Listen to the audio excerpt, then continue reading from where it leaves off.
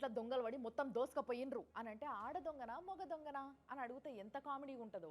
చెత్త రోడ్ల ముచ్చట వచ్చినప్పుడల్లా ఇది స్టేట్ గవర్నమెంట్ దా సెంట్రల్ గవర్నమెంట్ దా అనేది మాట్లాడితే కూడా అంతే చెత్తగా ఉంటుంది. ఈ వీడియో ఒకసారి చూడండి, తర్వాత మాట్లాడుతాం.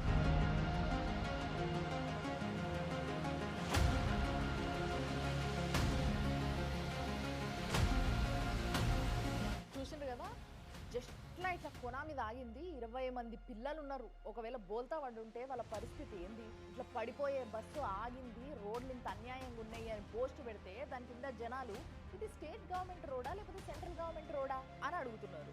అసలు ఏంది స్టేట్ గవర్నమెంట్ సెంట్రల్ గవర్నమెంట్ లొల్లి?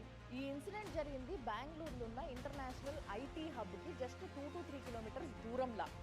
ఇక సరే, ఒక పని చేయండి, ఇప్పటి నుంచి వెళ్ళి రోడ్ వేసేటప్పుడే ఊకే సెంట్రల్ గవర్నమెంట్ దా స్టేట్ గవర్నమెంట్ దా అని జనాలు అడుగుడు, వాళ్ళు కన్ఫ్యూజ్ అవ్వడు ఎందుకు, వేసేటప్పుడు మీరే బోర్డు పెట్టేయండి, ఇది స్టేట్ గవర్నమెంట్ది ఇది సెంట్రల్ గవర్నమెంట్ది అని చెప్పేసి. అప్పుడు వాళ్ళనే అడుగుతారు కదా.